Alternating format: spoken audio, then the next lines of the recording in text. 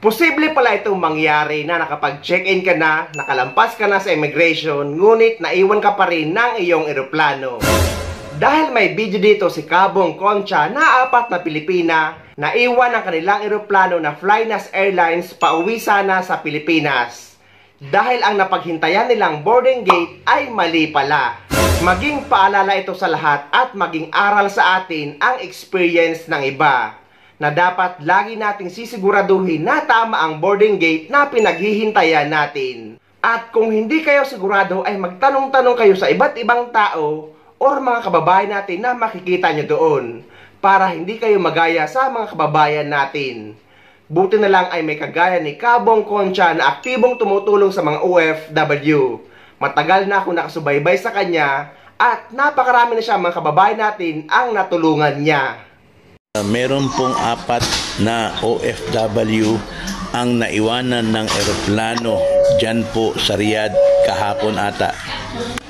Dapat uuwi na sila ng Pilipinas sakay ng Flynas pero nagkamali sila ng pinuntahang gate at hindi nila tiningnan siguro yung boarding pass hanggang sa huli na nang malaman nila na mali pala yung gate na napuntahan nila kaya hindi sila nakasakay ng eroplano. Ngayon nandoon po sila sa immigration, yung isa nakalabas muna, nakabalik sa amo, napayagan, samantalang itong 3 nandito ngayon sa loob ng immigration, hindi pa kumakain. Hindi ko alam kung ate, mga Bisaya ba kayo? Ha? Ano ako sir, taga Davao. Oo, Bisaya. Ikaw, taga saan ka dahil? Ha? Antique siya, Manila. Manila, Antique. Yung isa, yung isa, Pampanga. O sige ate, iharap ko kayo sa live ha, para pag may makakita sa inyo, mabigyan kayo ng pagkain dyan, okay? Okay, kuya. Okay. Ito, sir. Paano naiwan? Tanungin natin sila. Ewan ko kung may pagkatalat-talat itong mga ito. Uy, lamang kayo ate. O, ito po. Ayan. 4 po yan sila. Ate, huwag kayo magtago. Asa na? Para makita kayo. Hindi lang, ha? So, ayan. Sila po ay... Okay, hindi lang. Sila po ay hindi pa kumakain since kahapon. Nandyan po sila sa Terminal 3. Sa loob po ng immigration dyan sa Riyadh. At naiwan sila ng eroplano. Ate, paano kayo naiwan ng eroplano? Anong nangyari? Yung sa boarding pass, nagkalito-lito. Yung flight namin is sa Flynas 306. Tapos dito kami pinaupo sa 304, 303, 304. Tapos tinawag na pala dun sa mga 4:30 PM yung flight namin. Tinawag na. Okay. Tapos nagkasunod-sunod na yung tawag. Hindi na namin. So, ibig mong sabihin ate, dapat 4 o'clock ang flight ninyo pauwi ng Pilipinas kahapon. Oo, Flynas. Pero doon kayo sa ibang gate umupo. Ate, bakit hindi niyo tiningnan yung boarding pass ninyo? Nakasulat naman doon kung saan kayo pupunta na gate. Nakalagay naman doon. Hindi niyo pa sinilip yun? Sinilip namin ya, tapos nagtanong agad kami dito sa mga staff ya, tapos sinabi niya dito lahat pa flight ng Flynas. Ya, sabi ko bakit dito na may iba din sa gitna ng upuan, iba din. Siya lahat yan pa flight ng Flynas, dito na kayo upo. Tapos sinawag na yung pinuntahan namin. Ayun na, delay lang kami ng minutes ata, na yung aeroplano, nakalipad na. Tapos doon, bumaba kami sa immigration, pinaano kami, humingi kami ng tulong. Tapos sinabi nila, pabuot na naman ang ticket daw. Kontakin yung mga amo at saka kung sino pa ang makakatulong sa amin. Ate, 4 kayo, malaking... Hindi kami pinalabas. Malaking bayarin sa aeroplano po yung babayaran ninyo. Hindi nyo ba naisip yun? Sir? Hindi ba nyo naisip yun? Anong sabi ng agency ninyo? Magbabayad ba sila ng panibagong ticket ninyo? Iwan ko sa kanila, sir, pero sa akin, pag yung ano na ako, naiwan ako ng aeroplano, yung employer ko, tinawagan ko, yung employer ko na lalaki at babae, tapos anak niya. Yung sinabihan niya, bakit nagkaganon? Tapos in-explain ko, sir, pero pag-explain ko, andun ako sa immigration para maanohin din sa mga ano ba, sa mga staff din. At doon, nag-usap sila niya. Tapos sabi ng ano ko, sabi ng amo ko, siya, huwag kang magtaka, babuka namin ng ticket. Kaya mamaya, flight ko mga 11. So ikaw makakauwi ka na. Pero yung isa, yung kasama mo maiwan. Yung apat kami, sir. Yung isa, kinuha na niya kanyang amo. Lunis na daw yung ano niya. Flight niya. Para safe siya, kinuha siya. Niya, itong isa, iwan ko ba, wala pa daw. Under of ano ito, sir, kakas ito under of ano ito? Yan ba yung tinulungan ko galing sa Bata? Ulo siya. Yan ba yung yung isa. Yan ba yung tinulungan namin dati sa Riyadh, sa Bata? Sabi niya, nagsabi. Ikaw ba yung tinulungan ni sir sa Bata? Ikaw? Oo, siya daw yun, sir. Yan yung pinakuha ko sa Bataan dati nung nagtakas yung mga yan. Ikaw ba yung pinukuha sa Bata? Siya daw yun, sir. Diyos ko, ate, ikaw talaga. Ano ba nahitabo sa inyo? Umiyak siya. Ay, katalatala. Ngayon. May tatanong ko, sir. Huwag ka nang iiyak. Huwag ka nang iiyak, ate. Ano ba mangyayari sa inyo? Naiwan na kayo ng aeroplano. Kaya nga tayo, para may mga taong mag-provide ng pagkain sa inyo dyan. Saan kayo banda? Dito po sa Starbucks banda po. Ate, kailangan makita kayo para at least malaman kung saan kayo pupuntahan dyan ng mga OFW dyan. Sa yung mga Pilipino dyan. Para mabigyan kayo ng pagkain. Kahapon pa kayo hindi kumakain dyan? Thank you, sir. Ha? Kahapon pa kayo hindi kumakain? Kahapon pa kayo hindi kumakain dyan sa airport? Kahapon pa po. Wala ka bang ticket pamasahe pa uwi ng Pilipinas? Wala po. O mamaya kakausapin ko ang labor. Kaya lang Sabado ngayon, wala pang trabaho ngayon dyan sa Riyadh. Bukas pang pasok. So may iwan ka dyan. Yung isa nasaan na? Nasa baba pa na immigration. Opo, sir. Diyos ko naman, ate. Anong ginawa ninyo? Ay, sumakit ang ulo ko sa inyo, mga ate.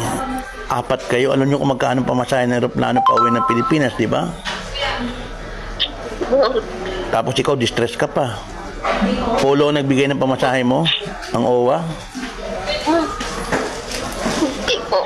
Sino nagbigay ng pamasahe mo pa uwi ng Pilipinas? Agency, pero pinapagabila po. Pinapagabila po.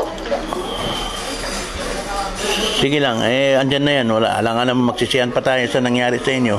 Gagawa ko ng kakausapin ko ang Polo para mabigyan ka ng ticket. Pero yung isang kasama mo dyan, na baka naman nagmarites-marites pa kayo dyan, kaya tuloy hindi kayo nakasakay ng aeroplano.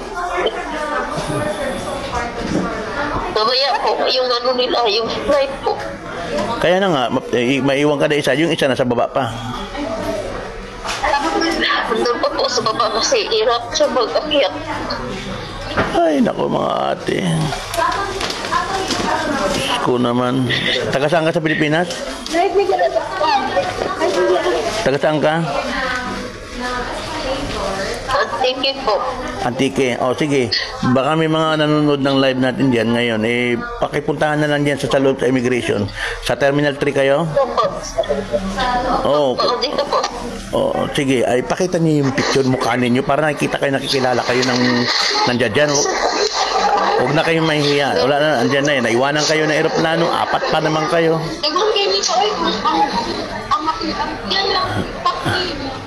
Ikaw yung tinulungan ko dyan sa Bata na tumakas sa agency? Opo, kami po yun. 5 po kami. Oo, yung pinakuha ko sa mga sige. Okay lang. Ako nang bahala. Tatawagan ko ang MWO bukas. Kaya lang, mag-stay ka muna dyan sa airport. Okay lang. Sabado ngayon, walang pasok ito. Wala rin kami pasok dito sa OWA. Ay, naku ate. O sa mga nanonood dyan, baka naman meron na sa loob ngayon naka-duty. O ate, nung mga nakaraan, maraming nagre-reply pag ganyan na nasa loob ng immigration. Maraming mga Pilipino dyan. Kilala ko yung mga iba dyan, nakikita ko pag ganyan ako. So, ate, mapakita ka ng mukha mo para makita nila, ma-identify ka nila dyan sa immigration. Huwag ka na mahihiya ate. Wala kang dapat na ikahiya. Nandyan na yan. Wala kang dapat ikahiya. Nandyan na yan. Naiwan na kayo ng eroplano. Imagine ninyo. Ay, naku, kayo talaga. Sige lang. Okay na yan. Wala na magsisihan. Kaya lagi kong sinasabi sa inyo, ilang beses na ako nananawagan sa iba pa. Naku, hindi lang kayo yung mga lumapit na sa akin na naiwan ng eroplano. Ang dami nyo na. Hanggang ngayon, hindi kayo magdala. Yung problema ko kasi, sir, minsan kasi na-atake po. Na-atake po ako minsan, mag-CR po, doon po. Inatake ka ng ano? Kahapon po. Doon po ako untog po yung ulo ko doon kasi sobrang hilo ko na po. Kasi dahil po yan sa Sino nagatid sa iyo sa MWO? Sinong taga-embassy, taga-polo nagatid sa iyo kahapon? Sino pangalan? Ha? Sinong pangalan nagatid sa inyo sa airport niyan sa Riyadh? Sino ba yun? Ako yung pasalpag ko. Sino nga pangalan? Sige, i-message mo na sa akin mamaya. Hindi na po Sige lang, mag-stay ka na nandiyan sa loob ng immigration. Maghahanap tayo ng magpapakain sa inyo dyan. Okay? Kasi hindi na pwedeng pumasok yung tagalabas. Nasa loob na kayo eh. Ang pwedeng lang magbigay ng pagkain ninyo, yung mga nandiyan dyan sa loob na naka-duty. Okay? Si Sir Manuel po kanina dito pupuntahan niya sana ako kasi kukunin pero hindi po ako pwede makalabas. Hindi ka na pwedeng lumabas, ate. Pag nasa loob ka na ng immigration, hindi na kasi na-cancel na yung visa mo, natatakang ka na ng final exit. So wala na yun, hindi ka na pwedeng pumasok dyan sa Riyadh. Nasa loob ka na ng immigration, sasakay ka na ng aeroplano. Ang kailangan lang yan, i-provide ang ticket mo. Ano pa nga na agency mo sa Pilipinas? Para makausap ko bukas dito, tawagan ko yung agency mo. Nantayin ko na po kung kailan nila ako i-book ng ticket ulit. Ate, pamati. Kaya sabi ko nga sa'yo, i-text mo sa akin yung pangalan ng agency mo, tatawagan ko yung agency mo. Okay? So, ngayon, ate, yan ang sinasabi ko pa sa inyo palagi. Ngayon, maiwan ka lang dyan mag-isa mamaya. Di ba, magpa-flight na yung kasama mo? Magpa-flight na yung kasama mo. Opo, papapalight po yung kasama ko po yung dito po kasama ko tapos yung isa po, hindi ko alam kung mayroon na siyang ticket. Sige lang ate, walang problema, okay na yan, nandiyan na yan, wala nang sisihan. Mag-stay ka na lang dyan para lang may mga taong pupunta dyan sa'yo. Ipakita mo yung mukha mo para makita nila kung sino ka. Ilayo mo ng konti yung mukha mo. Ilayo mo ng konti. O baka may nandiyan ngayon naka-duty ngayon sa Terminal 3 sa immigration. Wala pang pagkain itong mga ito. Kawawa naman. Simula kahapon pa mag one day na kayo dyan, di ba? 4 PM kayo na ngayon. O ngayon, pananghalian na ngayon dyan. Alas 12 na ngayon dyan. Hanggang ngayon po. Sige lang ate, may mga awa naman dyan. May mga kababayan naman tayo mag-ano dyan. So, ayan. So, sa mga... Huwag ka magpasalamat, ate. We will just do our best to help you. Yung isang kasama mo, magpakita ka kasi ng... Paano nila makikilala ikaw kung ganyan Hindi... Ayan. Pakita mo yung mga paggumukhaan itong mga to. O, ayan. Sige. Para makita kayo dyan, mapuntahan kayo dyan. Nasaan kayo banda dyan sa immigration? Dito kami sa wala at na kaya 7 kami nakaupo. Ano no? 307 sir. Dito lang malapit sa immigration. Sa taas, second floor. Sige. Ate, pamati ha. For sure yan. May kasalanan kayo dyan dahil hindi nyo tinignan yung boarding pass ninyo. Kaya kayo napunta sa ibang gate. Nagmarites. Baka nagpasuri-suri pa kayo dyan. Nagdawar-dawar pa kayo. Ito po. Nakaupo lang po kami sa waiting area na yun kasi tapos nagmarites. Yun na nga nagtataka nga ako sa inyo eh. Bakit kayo nakikinig sa mga sinasabi-sabi ng iba na dapat sa mga Pilipino kayo nagkausap? Ang dami yung kasabay na Pilipinong umuwi ng Pilipinas. Diyos ko naman kayo. Tapos hindi nyo pa tinignan yung nyo sa mga ibang nanonood ngayon. Ayan. Ayan po. Pakiusap sa inyo. Ilang beses ko na sinasabi yan. Laging presence of mind. pag hawak ninyo ang boarding pass ninyo, tingnan niyo yung gate ninyo kung saan kayo papasok para hindi kayo nahuhuli. Dahil mahirap po pag naiwanan kayo ng aeroplano. Ibig sabihin, bibili na ng bagong ticket. Alam niyo kung magkano ang ticket ngayon? Hajj pa ngayon. Napakamahal ng ticket ngayon. Mahina ngayon ng 3,000. Mahina ngayon ng 50,000 na ticket ngayon. Buti sana kung tapos na yung Hajj. Oh. Wait lamang. May mga e-travel na kayo? May mga e-travel na kayo? Sir? May mga e-travel na kayo?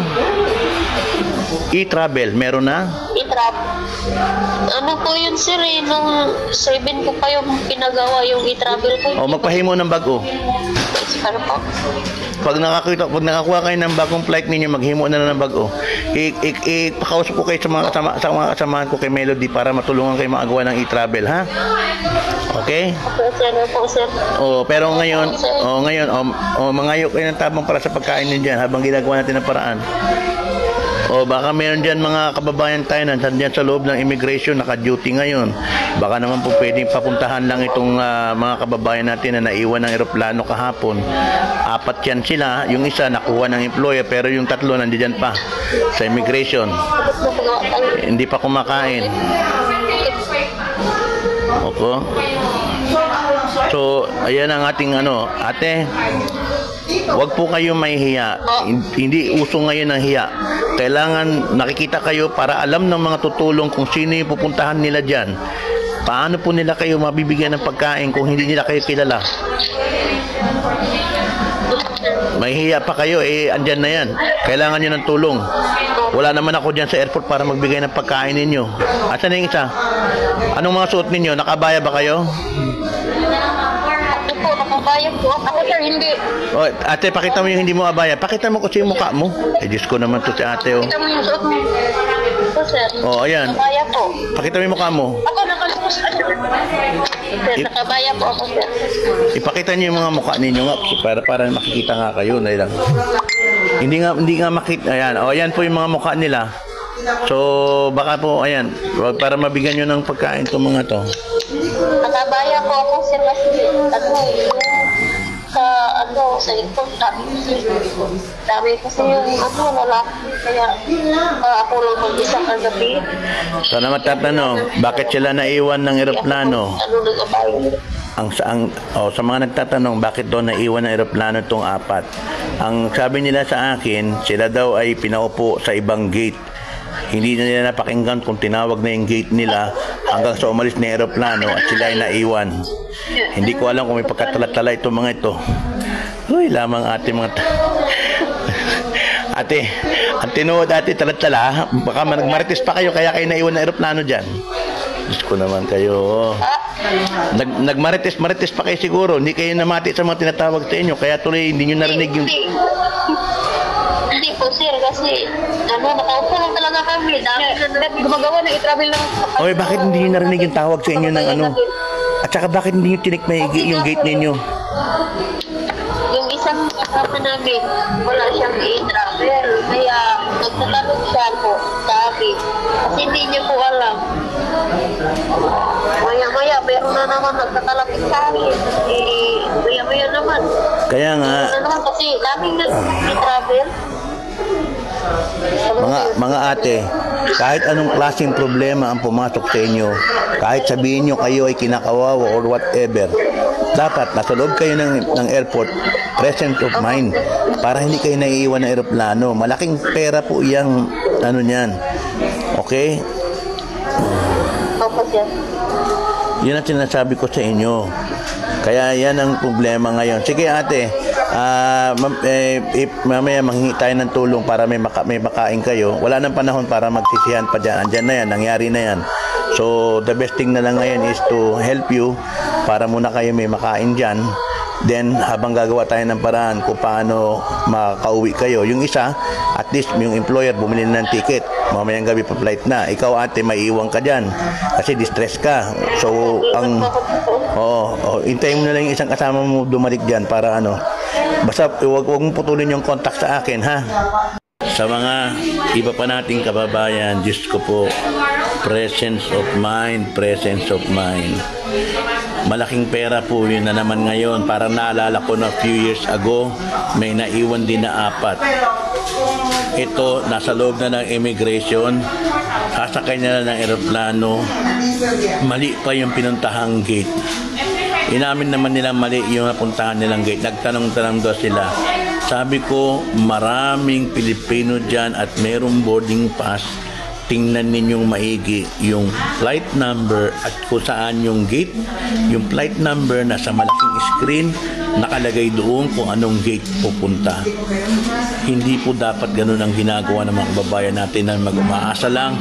Huwag po ganoon. Presence of mind dapat alamin ninyo kung saan kayo sasakay. Ngayon, problema ngayon yung 4 na yun. Yung isa, kinuha ng employer. Yung isa, mabuti mabait yung amo, bibilan ng ticket, magpa-flight mamayang alas 8 ng gabi. Samantalang yung isa, distress ito na sabi nga niya, isa raw siya sa mga pinakuha ko doon sa bata. Natulungan ko na ito doon sa bata na tumakas. Pinakuha ko po sa team ng Agapay and dinala po sa Polo. Ngayon, flight na ngayon ato kahapon, hindi naman nakasakay. Kaya may distress na naman. Sakit na naman. Okay. So yung isa naman daw nasa ibaba pa ng immigration. Kaya yun lang po. Please, pakisuyo sa lahat. Iwasan po ninyo yung sobrang excitement. Dapat focus po. Hindi po dahilan yung bugbong masakit ang katawan, pagod, kahit ano pang dahilan. Pagdating sa airport, dapat po ang presensya ng inyong pag-iisip ay nandoon para hindi po kayo magka-problema. Ayun guys, maging paalala ito sa lahat at dapat wag tayong basta-basta magpapakampante kung alam natin na hindi tayo sigurado sa pinaghihintayan nating boarding gate. Magtanong-tanong kayo sa iba't ibang tao kahit paulit-ulit pa yan guys, basta sigurado kayo. Buti na lang sa 4 nating mga kababayang Pilipina ay nandyan si Kabong Concha na pinapaabot sa embahada natin at sa OWA at siya mismo ay tumutulong sa kanila para maiuwi or makauwi sila sa Pilipinas.